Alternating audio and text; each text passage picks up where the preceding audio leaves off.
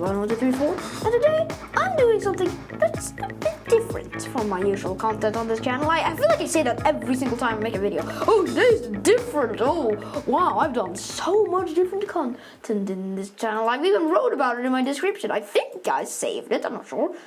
Yeah, you can see that I make random videos all the time, which it's just kind of my nature. But today we are doing some crazy and pretty much illegal, okay, it's not really illegal, but command hacks in Minecraft. Let's get into the first one. So, yeah. The first command hack is simply a thing that many people know about. It's, if you do give, letter 1, 2, 3, 4, then you can actually have barrier blocks. And barrier blocks act as, well, a barrier.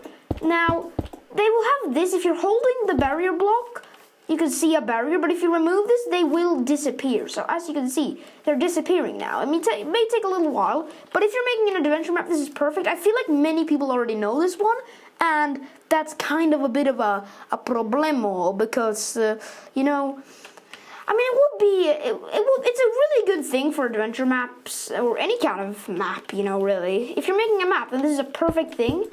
And you should probably know this if you're getting into map making. So this is a really good thing for you to get started with. So that was a pretty quick one. Let's move into something a bit more, well, we should say, cursed. More cursed, alright? This thing can be very cursed. So for example, I have a fence.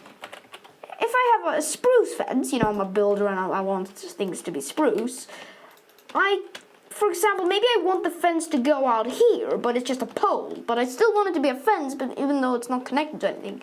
So, like, say, I don't know if this is actually if this works or if they do connect. But as you can see, maybe I want these to be connected. I don't know why I would want them to be connected, but maybe I would want them to be connected. So, what you can do here is you can do another /give command, but this time you give yourself a debug stick. So, debug stick, as you can see, comes up there. Easy as that. This is the debug stick. It's basically, it looks like a knockback stick in Bed Wars, basically.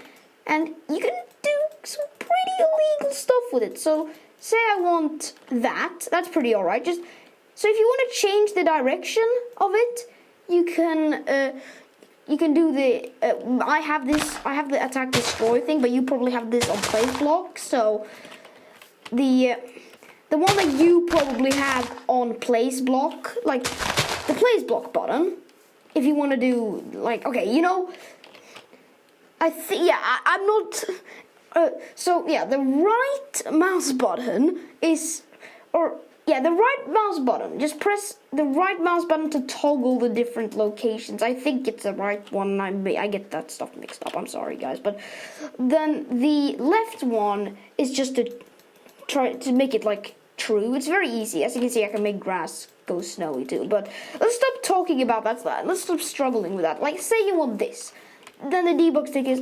absolutely perfect for you if you want something that goes along the lines of this. Like, two things that shouldn't be connected but are connected. So this is a really good tool, the debug stick, and it's really good because you can change the data of things, basically. Like, it's a really good tool if you want to make like adventure maps or something, and it's just a good one. It's just a good one, you know. It's a real good tool, like I have to say.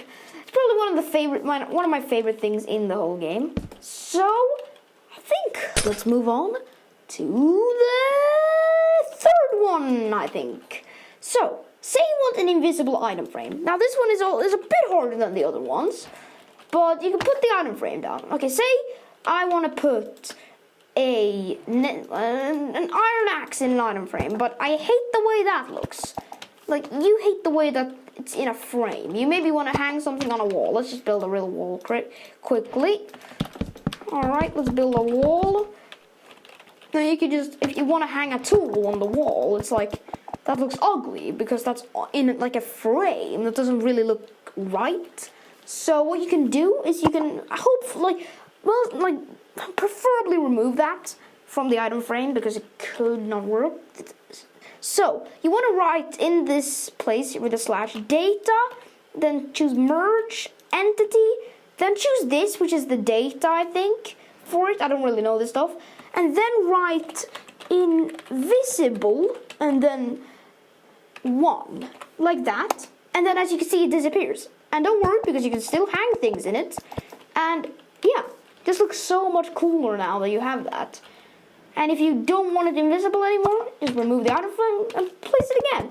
Now this is not really, like, this is a thing you can use in your survival world. So this is not like a cheat. I wouldn't count this as a cheat, really.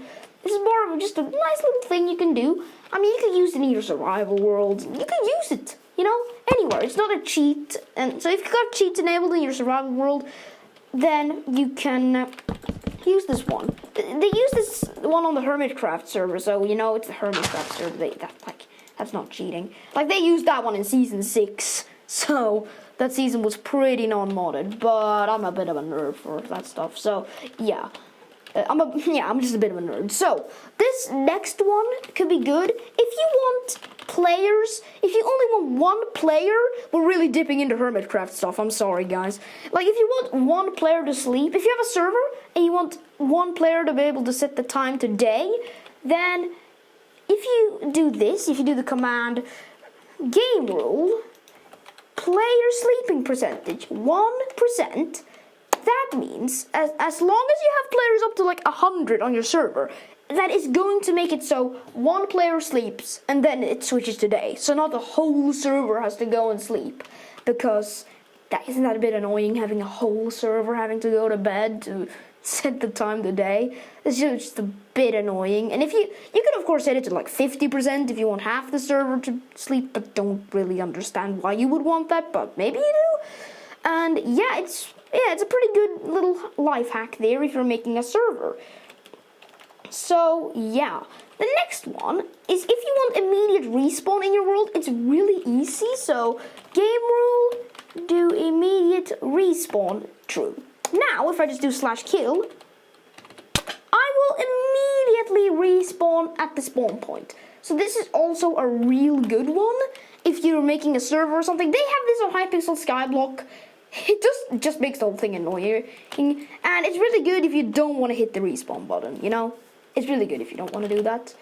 And this next one is something that I think a lot of you, if you're making a server, could take advantage of. Like, a lot of you, like, I've seen this is like a problem that many new server makers have in the community. It's how to make a spawn point that's just one block. Like, say I want to have a spawn point. Let's do an end portal just to show that this is the spawn, and this is where you're gonna spawn your character. Like, I've seen a lot of people do this. Let's just have an ender eye also, and just for the good look of the end portal. So as you can see, this is my end portal right here.